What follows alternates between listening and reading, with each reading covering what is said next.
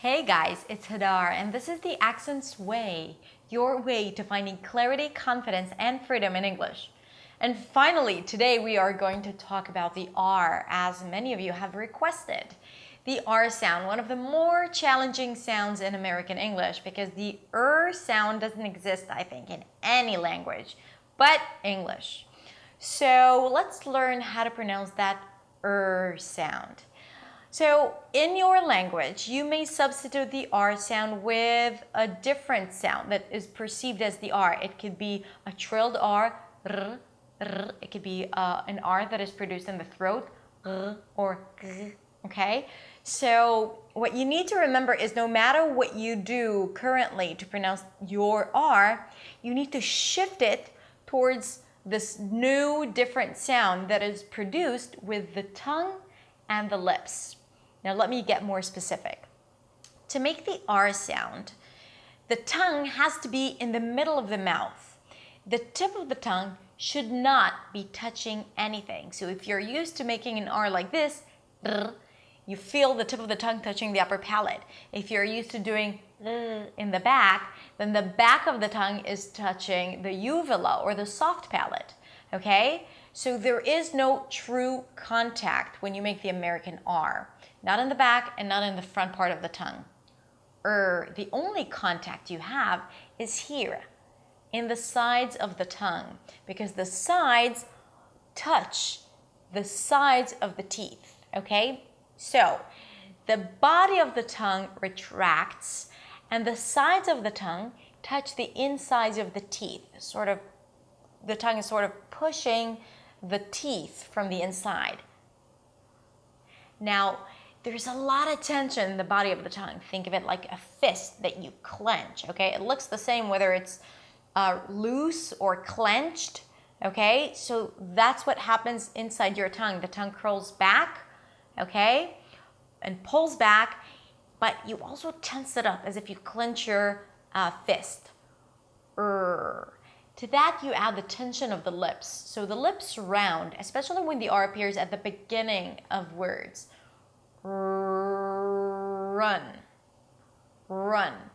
If you turn the sound off and you look at my lips, it's gonna sound like I'm saying one. And that's good, because it should sound like one. It should look like one. But the tension of the tongue creates that R sound. So basically it's a W sound mixed with this tense okay? I like to think of it as if it's a W with a Y sound or a W with an L sound without touching the upper palate. Let's try it in a few words. Run. Red. Now, if you can hold out the R, you're probably doing it right. And if you can't, if it sounds something like run, okay, then you're probably going to your natural, neutral pronunciation. Red. Right. So this is the strong R, an R that appears at the beginning of a word or before a vowel. Okay? This is an easier R to make. We're going to focus on that today. We're not going to talk about R's at the end of words like car or where. We're going to talk about it in another video. So, if you still find it impossible to make, I'm going to give you two ways to go about it. Let's begin with the L sound. Ooh. To make the L, the tip of the tongue goes up to touch the upper palate, right? So as you pronounce the L and you hold out the sound, I want you to pull your tongue slowly inside. Lur. Lur. Okay, so you pull it in, right? And then the tongue sits there in the middle. Okay, so now you're more aware of what your tongue is doing and where it's located. So you pull the tongue into the middle of the mouth. Lur. And then when it's in the middle, and of course the tip of the tongue is not touching anything and you're able to hold it out, then I want you to play with the body of the tongue. It's like doing those fine tunings until you reach that perfect sound. Lur. Think of your tongue as one big piece of chewing gum and you want to play around with it inside your mouth. until you feel that tense quality. As you curl your tongue in the back, the tip of the tongue is pointing forward, almost trying to reach the back part of your mouth, the throat.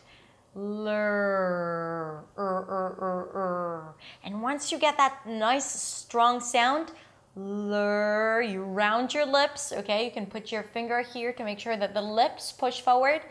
And you're not doing something funny like okay? You don't want to create tension here. It's about pushing the lips forward. Then you can shift to the word red. Find the sound, play around with it in your mouth. Run. Right. Another little tip that you can think about is think of a dog's bark. How does a dog bark? Ruff. You hear that? That's an R sound. Ruff. Connect to your inner animal. Ruff. Run. Red. Okay, that's another way to go about it. And one last tip, instead of starting with an L sound, start with a G sound. G, to make the sound the tongue touches the upper palate and you hear these vibrations. G, so as you pronounce the G, pull the tongue in. G. Again, the tongue is already all the way back there, very close to the R sound when you pronounce the G. So you pull it in a bit, G, right? And make sure that the sides touch the insides of the teeth. You can even bite on your tongue to kind of like mark it, to recognize where the sides of the tongue are. Sometimes we're not even aware of what's going on there. So you can bite on your tongue to feel the sides of your tongue.